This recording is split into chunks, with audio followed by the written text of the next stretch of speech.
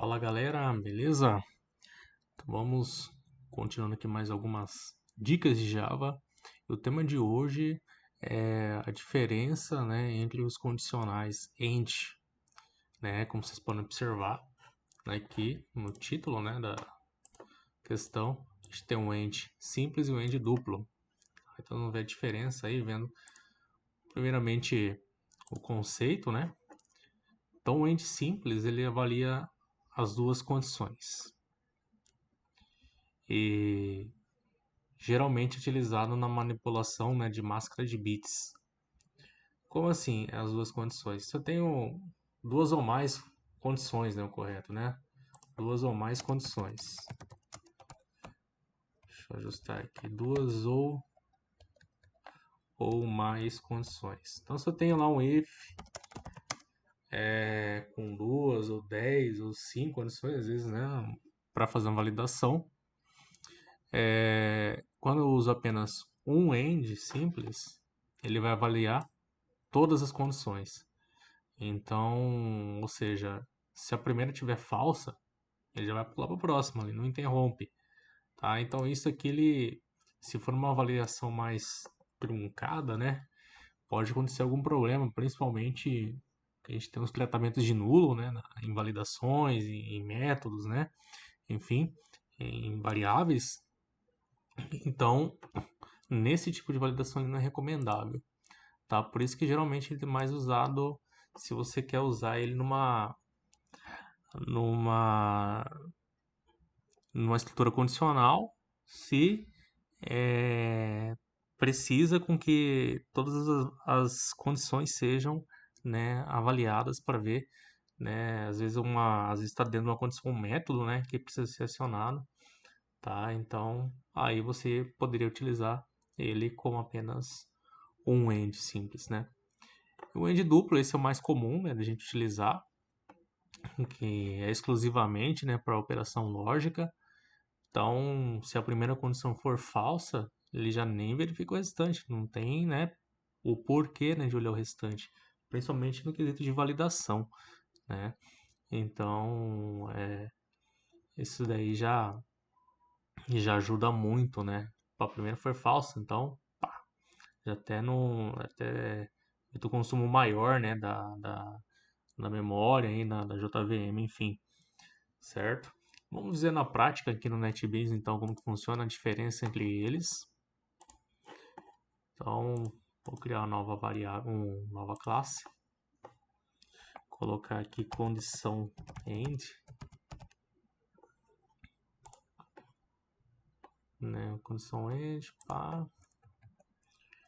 Colocar o método principal. Eu vou criar duas variáveis aqui, string, né? String A, colocar igual a nulo. String B igual a B, né? Beleza? Vamos fazer o primeiro exemplo, né? Com esse simples. Então, se A for diferente de nulo e A ponto equals B, né? Ponto equals B.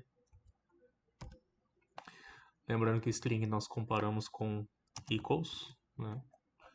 Vou colocar um systemout println aqui. Todas as condições verdadeiras. Não é o C aqui, mas no sysout. Nem todas são verdadeiras. Beleza. Ok. Então vamos rodar esse daqui com apenas uma condição. Vou dar um Shift F6, tranquilo. Olha aí o que aconteceu. Rodando nessa condição, como nós vimos, né, no conceito, quando a gente vai fazer a comparação do if com apenas um end simples, ele verifica as duas condições. Então, ou seja, ele verificou aqui, né, que A é diferente de nulo, ou seja, A ele está nulo, beleza, verificou aqui. E depois na segunda, ele tentou fazer uma comparação se A é igual a B, né? Porém, o A que inicia a comparação, ele está nulo. Quando a primeira variável, o objeto, que você vai fazer a comparação está nulo, ele acaba quebrando, porque como você vai comparar nulo com um outro objeto que tem valor, né? Por isso que ele retornou aqui o null pointer exception, como vocês podem ver, se clicar em cima, ele já vai apontar na linha do if, tá? Então aí já a primeira diferença, já mata aí a questão do e normal. Então coloquei ali duplo, vamos rodar novamente.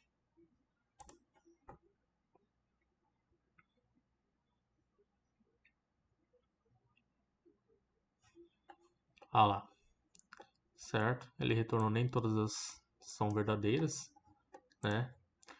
Por que ele não retornou todos os poderes? Ele viu aqui, a primeira condição aqui, ó, A diferente de nulo. Já matou, false, não é nulo, né? O objeto é nulo, no caso A. Mas a primeira condição é A diferente de nulo? Não, o objeto é nulo, então ele nem verificou a segunda. A primeira já matou, né? Que retornou false, já caiu no else. Então essa é a diferença da gente usar nas comparações, nas condições, né, do Java, a questão do e condicional, tá? Do end, né, que a gente chama, né, o end condicional. Na programação em si, na construção de sistemas, né, principalmente via de validações, né, de processar o menu, entre outras coisas afins, né, condicionais, utilizamos mais o end duplo, tá? Então, já fica aí a dica para vocês da diferença entre o end simples para o end duplo. Então é isso aí, pessoal. Foi mais uma dica aí de Java. Então não se esqueça de se inscrever no canal, compartilhar, para ajudar o nosso canal a crescer aí, para construirmos mais tutoriais de Java.